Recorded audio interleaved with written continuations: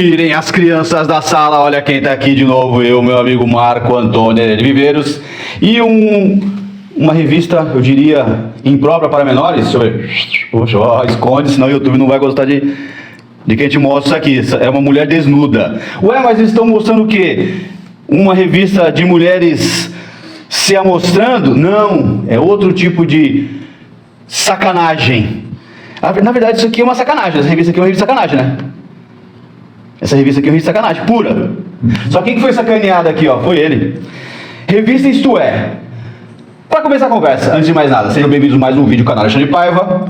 Estamos aqui gravando mais uma vez com o meu amigo Marco Antônio de Viveiros. Já vou fazer aqui o tal do pedinte no YouTube. Curte, comenta, compartilha. Vai aqui na descrição, tem algumas formas que você pode nos ajudar nessa luta, ok? Sem mais delongas, nós vamos falar hoje sobre um problema grave que o Marco enfrentou e até hoje nós enfrentamos, que é o ataque da imprensa, o ataque baixo, sódio, sujo, eu diria até pornográfico, que a mídia faz contra os homens hoje em dia. E também o Marco é uma prova viva de que isso não é de hoje, já acontece há, eu diria, décadas. Porque no caso dele é bizarro, cada história que nós vimos ali, a imprensa divulgando o caso dele, é ridículo, é bizarro. E eu fiz aqui uma brincadeira quando eu dei o início aqui no vídeo, porque essa revista aqui é Isto É, não vou nem deixar muito mostrar aqui, mas olha aqui, ó, como é que as revistas antigamente eram publicadas. Mas enfim, tira, senão os caras vão falar que nós estamos sendo, né, aqui instigando que as mulheres tirem as roupas. Mas aqui, uma revista que fala sobre a questão, né, do silicone, das mulheres, tal. Nessa mesma revista, como eu disse para vocês, ela tem uma sacanagem muito grande no meio, no miolo dela, porque é nessa revista que o Marco foi detonado, literalmente detonado. Aqui, eu tirar aqui o brilho. É aquela revista tal da Isto É que detonou com ele, com a história dele e da ex dele, né? Enfim, vamos lá. Já nesse tempo, essa revista aqui é 2011, eles tratavam, né, a problemática da violência contra a mulher como algo gravíssimo, e o homem é sempre o perpetrador das injustiças e tudo mais. Mas hoje nós vamos falar aqui, inclusive, Marco, você está aí tão quietinho, dá um alô pro pessoal e fala da tua experiência, Marco, com a imprensa, desde o começo. Como é que foi a tua relação com a imprensa? Desde quando você se entende como uma pessoa acusada? Como é que foi? O relacionamento com a imprensa foi horrível para mim. Para você, imagino. Porque se eu dizia A, eles publicavam A, B, C. Então, quando nós pegamos as publicações feitas pela imprensa, desde o dia em que aconteceu o assalto na minha casa, contém muita mentira. Muita sacanagem. Eles fizeram a notícia do jeito que eles quiseram. Ou seja, não interessava a tua versão, a tua informação. Eles já vinham preparados para escrever o que eles queriam escrever. Já tinham tudo pronto. E a cada dia eram mais sacanagens. Inverídicos, e a população acreditava nessa imprensa marrom. Então, isso levou a toda essa situação. Por quê? Porque além dos representantes do Estado, delegado, promotor público, juíza, tinha a imprensa, que parece que era que coordenava todos os embustes e os publicava como verdadeiros. E a população que não sabia engolia todas essas mentiras e até hoje defendem essas mentiras. Sim. Sem prova nenhuma. É impressionante. Porque a imprensa nunca provou coisa alguma. Quem me acusou nunca provou coisa alguma. Não há provas que me qualifiquem como agressor, como ter tentado matar ela 2 vezes, todas essas fantasmagóricas histórias. Ou seja, eles tratavam já como condenado antes de ser, não é verdade? Antes de começar tudo, eu queria até, inclusive, aproveitar, segura para mim aqui um pouco o nosso microfone, Marco. O Marco, ele fez um compilado, ele assim, é um homem que desde o início foi muito organizado no seu trabalho, e ele fez aqui uma espécie de um compilado do que saía na imprensa. Eu acho importante, inclusive, mostrar para vocês o trabalho muito bem feito que o Marco, ele na época, ele executou. Eu acredito que isso ajuda muito hoje a nós para facilitar para que nós possamos ter uma noção melhor do que aconteceu. Olha como é que eles divulgavam, só para vocês terem uma ideia. Isso aqui na época que ele estava sendo julgado, né? Onde é que está aqui? Que eu vi uma, assim, muito canalha, cara, muito. Onde é que está aqui? Quer ver? Tem várias reportagens muito canalhas. Isso aqui ajuda a influenciar as pessoas a ficarem contra ele. Quer ver? Uma das primeiras aqui, ó, deixa eu ver se eu localizo aqui. Eu acho que é essa aqui, ó. Olha aqui, dá uma olhada aqui. Júri do marido criminoso. Quer saber? Você vai ler isso daqui e você vai dizer, olha, você é do júri, imagina que você é um das pessoas que vão ser juradas ali. O cara já lê uma reportagem dessa, essa aqui é da Tribuna do Norte, dia 2 de maio de 91, olha a coincidência. Hoje, dia 3 de maio, ontem foi dia 2 de maio, dia 2 de maio de 91 saiu no jornal Tribuna do Norte, júri do marido criminoso. Ou seja, você lê isso aqui, o cara é criminoso. Antes de julgar, ele já era julgado como condenado. É nesse nível a coisa. E isso, com certeza, embasou a mente das pessoas que iam participar do julgamento. Porque como as pessoas em volta na cidade estavam te vendo. É o criminoso, condena, acaba com ele. Enfim, ele já era tratado como condenado antes de ser condenado. Isso aqui é muito emblemático. Isso aqui é assim, demonstra como é que a situação era tratada.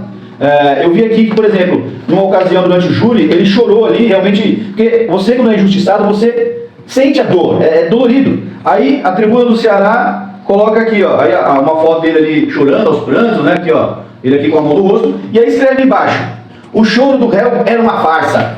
Para dar às pessoas que vai ler que não estavam lá, ele era mentiroso, ele estava chorando porque ele estava forjando, não, ele estava sentindo dor porque ele estava sendo condenado por algo que não fez, e aquilo machuca, e aí a imprensa trata aquilo como se fosse uma farsa. Olha, o promotor disse que esse choro é uma farsa. Deboche. Exato, então quer dizer, você já é tratado como condenado, antes de você ser. Então não teve parcialidade nenhuma, foram extremamente parciais pró Dona Maria da Lenha. Dona Maria da Lenha. E ela sentada do lado do promotor. Algo que nem é permitido, né? Enfim, é um detalhe também importante comentar. Ela estava numa posição ali para que o júri ficasse olhando para ela, coitadinha dessa mulher na cadeira e tal, e você lá atrás, né? Você em segundo plano escondido. E ela como se fosse a rainha da festa ali, né? É bizarro. E esse aqui, ó, o vídeo de hoje eu queria mostrar para vocês, porque essas reportagens sórdidas, sujas que foram construídas contra ele, foram também utilizadas naquela denúncia que foi feita à OEA e à ONU com relação ao teu caso. Pegaram o caso da Maria da Penha do Herédia. Olha aqui, essa mulher está há 20 anos quase penando para condenar o ex-marido, porque não tinha prova, ele estava recorrendo, dentro dos trâmites legais, recorrendo, porque não tinha nenhuma prova cabal ali com que o condenasse. E aí, as ONGs feministas pegavam essas reportagens, essas notícias, colocavam junto com a carta de denúncia, para mostrar, olha aqui, ó, saiu na imprensa, todo mundo fala, ele é um marido criminoso, é um marido que tentou matar, dando a entender que toda a sociedade brasileira pensava dessa forma, porque a imprensa, a mídia estava direcionando para aquilo. Eu posso afirmar, sem sombra de dúvidas, que a imprensa foi cúmplice, no teu caso. Cúmplice, foram cúmplices na justiça, e que um dia paguem por isso. E aqui, antes de encerrar o vídeo, eu queria mostrar para vocês um que foi, para mim, um doce não o mais canalha. Mas um deles. Um deles, enfim, são vários. Mas aqui pra mim é de embrulhar o estômago. Por quê? Nem mesmo a própria vítima acusou você daquele crime que é o mais grave, que eu não posso nem falar. Mas agora a vítima também. Né? Enfim. Aí, a mídia, a imprensa, colocou uma foto dela. Aqui, ó, a revista Isto É, podre, Isto É podre. Vou até colocar aqui pra vocês darem uma olhada aqui, ó. Como é que eles colocaram. Coragem. A brasileira Maria da Penha é a primeira a ter um caso de abuso condenado pela OEA. Algo que não está nem no processo. Não existe na denúncia, na pronúncia do júri, nada. A mídia tirou isso aqui literalmente do rabo. Literalmente. Assim, ó, para mais assim, uma vez colocar, como o Marco fala, pimentinhas na história. Ó, vamos acabar um pouquinho mais com a imagem desse cara. Tá pouco ainda. Desculpe.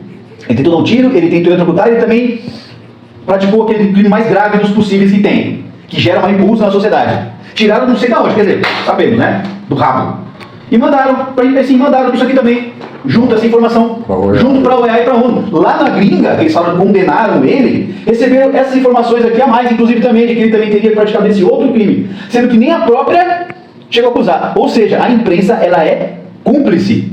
Corrupta, assim, ó, é nojento. A imprensa é nojenta, como falei no começo.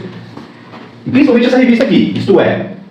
Foi assim, ó, canalices do início ao fim. O Marco decidiu dar para eles uma entrevista e eles fizeram aquilo que eu mostrei para você no começo, destruir a imagem dele. Colocaram na capa, colocando os dados da violência contra a mulher. Vergonha brasileira. A cada 15 segundos, uma mulher agredida. Para um terço das vítimas, a violência o quê? Papai, de cada 100, não sei quantos. Ou seja, coloca a tua foto com os dados da violência, já para manipular. Sendo que você me conta, me relata que a repórter te ouviu, né? Foi ali até, né, solista e tal. Como é que foi? Conta pra gente, Marco. Como é que foi? Ela te ouviu? Como é que foi? Bom, para que eu aceitasse essa entrevista, ela jurou, garantiu que seria imparcial e que publicaria tudo o que eu dissesse que seria verdade. Ou seja, mentiu, né? Basicamente. Mentiu até os E cotovelos. vou falar o nome dela aqui, inclusive. Solange Azevedo. A repórter. Solange Azevedo. Vergonha de você, dona Solange Azevedo.